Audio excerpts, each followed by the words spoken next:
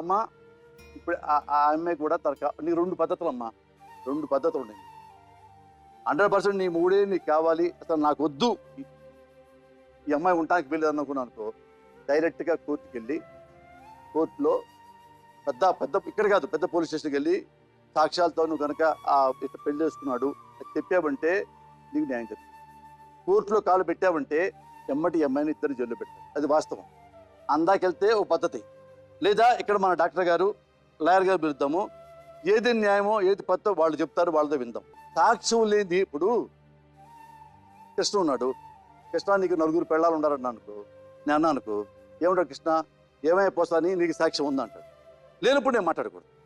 అలాగే మక్క ఎలాంటిది అన్నకూడదు, సాక్ష్యం ఉంటే చెప్పు, సాక్ష్యం లేకుండా మాట్లాడు. అలాగే నువ్వు ఇలాంటిది అని అందనుకో, నేను నమ్మన మాట, సాక్ష్యం ఉంటే మాట్లాడు. సాక్షి ఏముంది, అతనితో కలిసి ఆమె మొగుడితో కలిసి ఉండటం అనేది సాక్ష్యమే.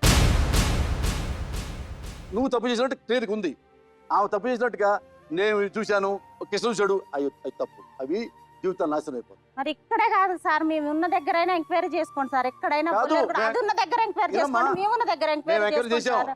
చేస్తే మొత్తం మేము ఎన్ని బాధలు పడ్డామో తెలుస్తా సార్. మీరు అసలు ఇలాంటి మాట హక్కు లేదు.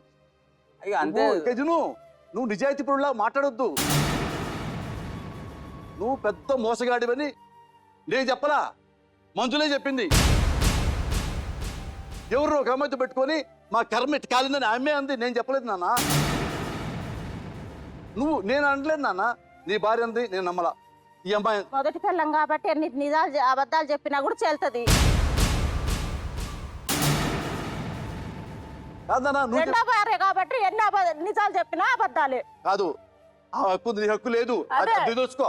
మరి 14 సంవత్సరాలు 16 సంవత్సరాలు ఏమైంది హక్కు? నీ తప్పు, మరి నీ తప్పు లేదా హక్కు? ఎట్టుంటది? 2-3 పెళ్లి చేసుకుంటారు వరుస పెట్టి మొగుళ్ళు. ఆడవాళ్ళు చేసుకోవట్లేదు, ఆడవాళ్ళు సంసారంగా ఉంటున్నారా? ఎవరు ఉంటున్నారు? తప్పది. నువ్వు తప్పు చేసి ఉందాక మాట్లాడద్దు, తప్పని ఒప్పుకో. నేనేం తప్పు చేయలేదు. తప్పు చేశావు. ఏం చేసా తప్పు? అవును, పెళ్ళాలని కట్ చేసుకుంటావు. ఎందుకు చేసింది? నా జీవితం ఎందుకు నాశనం చేసింది? ఆమె చేసింది. లేదు పెళ్లి నాశనం చేసింది. మీరు చూసారా?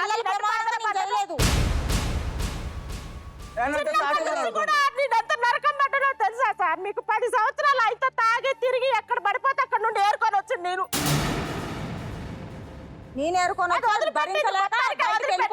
మొత్తానికి వదిలేసి వెళ్ళిపోయిన మాత్రం మంచి బయటకు వెళ్ళమంటే ఈయన తీసుకొని వెళ్ళింది సార్. మొన్నటి నుండి 9 నెలల బట్టి మంచాన్ని ఉంటే ఒక్కళ్ళు వచ్చి చూడలేదు. ఇదే కొడుకు చూడలేదు, అదే పెళ్ళని చూడలేదు. 9 నెలల బట్టి నేను ఉట్టి కూర్చోబెట్టి ఇంట్లో కూర్చోబెట్టి తాగుడు తిండి నేను చూసుకొని హాస్పిటల్ చుట్టూ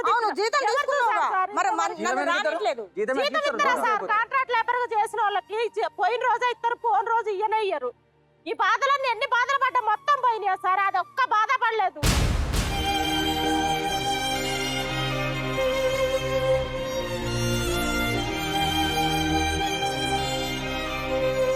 నాకు భార్య పిల్లలు కావాలి, నేను ఒకసారి తప్పు చేసి ఉంటే నాకు క్షమించు అని ఒప్పించుకున్నాడు సార్.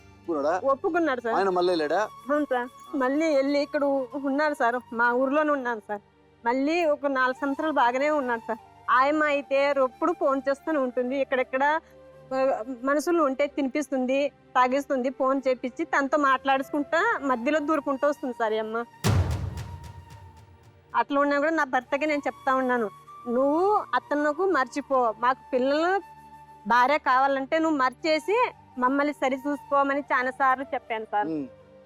చెప్పిన కూడా మళ్ళీ మా ఇంటి ఆయన చిన్న ఆయన కొడుకు సార్, మళ్ళీ మళ్ళీ మ్యారేజ్ చేసుకునేది సార్. ఆయన అయితే అక్కడ 4 సంవత్సరాలు ఉండి ఫస్ట్ ప్రేమించింది సార్. ఆ అబ్బాయి పేరు ప్రసాద్ అని సార్. మళ్ళీ నెక్స్ట్ సిద్ధుకి ఇచ్చి పెళ్లి చేసినారు సార్. ఇక పెద్దలాగా అంతా కలుసుకుని పెళ్లి చేసినారు సార్. తన తావ ఉండలేక వెళ్ళిపోయింది సార్. మళ్ళీ నా ఇంటి నాకు వచ్చింది సార్. మళ్ళీ మా ఇంటి నాకు వదిలేసి నా పిల్లల భార్య కావాలని వచ్చేసిన తర్వాత మళ్ళీ వాళ్ళ చిన్న ఆయన కొడుకు మహాదేవకు మళ్ళీ పెళ్లి చేసింది.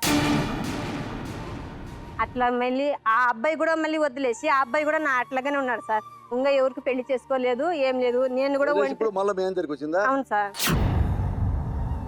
కాదు ఈ లవ్ అఫేర్ లేకముందు బాగున్నావా మరి? బాగున్నాను సార్. ముందుగా అయితే 5 సంవత్సరాలు ఏం చెప్పకుండా బాగా చూసుకున్నాడు సార్ నా భర్త అయితే. ఆమె వల్లనే తప్ప నీ వల్ల కాదు. నా వల్ల ఏం ప్రాబ్లం అవ్వలేదు సార్. ఏం ప్రాబ్లం పెట్టలేదు? ఏం ప్రాబ్లం లేదు సార్. సార్ అడుగుతా నాకు. ఏమండి శాంతి ప్రియను సార్ రమ్మనండి.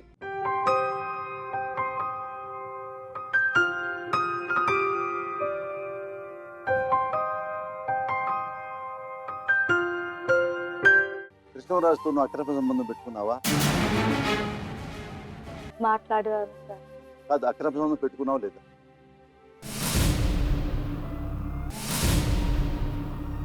ఫ్రెండ్షిప్ ఇట్లా మాట్లాడక దగ్గర బంధువులని మాట్లాడాను భార్య ఉంది కదా, సార్. బిడ్డలు ఉన్నారు కదా, వాళ్ళ భార్యాభర్తలు వాళ్ళ జీవితాలు అటు గడపాలి కదా. నువ్వు ఎందుకు దూరావు మధ్యలో? మధ్యలో అంటే ఇట్లా నా మీద మాట్లాడడం వల్ల, మాటలు చెప్పే ఫ్రెండ్షిప్ వల్ల ఇద్దరు కలిసి ఉండడం చూసి గొడవ చేసింది. మేమిద్దరు మాట్లాడేది చూసి గొడవ అది పెట్టింది. కదమ్మా, ఆమె భర్త కదా అతను. ఆ భర్త నువ్వు ఎందుకు మాట్లాడతావు అసలు? ఇటు ఎన్ని కాపురాలు నువ్వు నాశనం చేసావు లేని కాపురం ఏం నాశనం చేయలేదు సార్. కదా, పిల్లలు ఉన్నారు కదా, ఉన్నారు సార్. మరి నువ్వెందుకు దూరుతున్నావు మధ్యలో? ఎందుకు దూరావు? ఎందుకు జీవితం నాశనం చేస్తున్నావు? ఇద్దరు మాట్లాడటం చూసి గొడవ పెట్టుకుంది. మరి ఎందుకు మాట్లాడావు? మరి ఎందుకు మాట్లాడాలి? పరాయి భర్తతో నీకేమిటి సంబంధం? మేనమామ కాదు.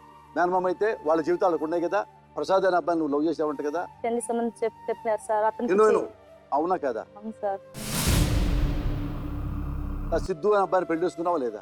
నేను చేసుకోలేదు సార్. వాళ్ళు పెళ్లి చేశారా లేదా? పెద్దలు చేసి నన్ను కొట్టి నాకు వద్దని అదొద్దు, చెప్పేసి. ఆ కథ వద్దు. పెళ్ళయిందా లేదా? ఫ్లాష్ బ్యాక్ వద్దు. పెళ్ళయిందా లేదా? పెళ్ళయింది. నువ్వు ప్రసాద్ అనే ఒక అబ్బాయిని లవ్ చేసావు, అయిపోయింది. మళ్ళీ సిద్ధుని పెళ్లి చేసుకున్నావు, అవునా? ఇక్కడ ఉండలేదు సార్. విను, వదిలేసావు. మళ్ళీ మహాదేవ్ అనే అబ్బాయిని పెళ్లి చేసుకున్నావా? లేదు, ఫస్ట్ మా మామ ఆ?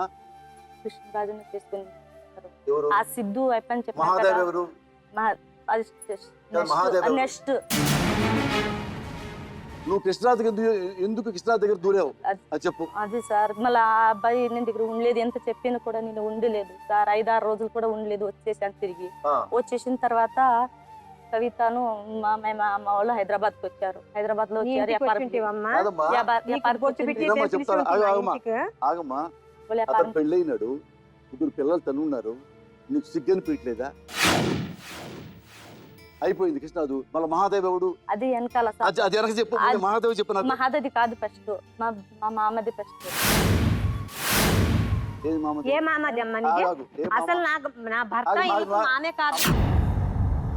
అప్పుడు సంసారంలో చిచ్చు పెట్టిన దాన్ని ఇంట్లో వచ్చినప్పుడు చెప్పుతూ కొట్టొచ్చు కదా సార్. బిడ్డల కోసము నా బిడ్డలకి పడి ఉండి 8 సంవత్సరాలు లాస్ట్ కు సూసైడ్ చేసుకుని చచ్చిపోవాలని పరిస్థితులు తెచ్చిండా సార్ ఆమె?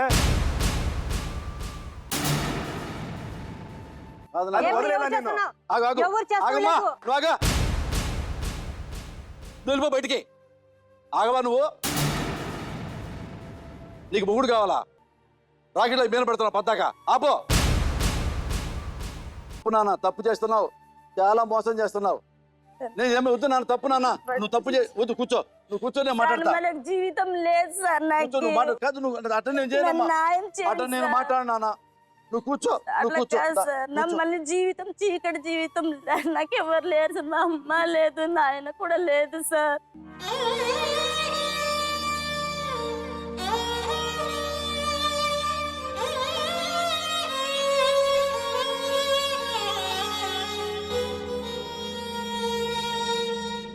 నీ త్యాగం వరకే, కానీ నీ త్యాగంతో బంధాలని కొనలేవు,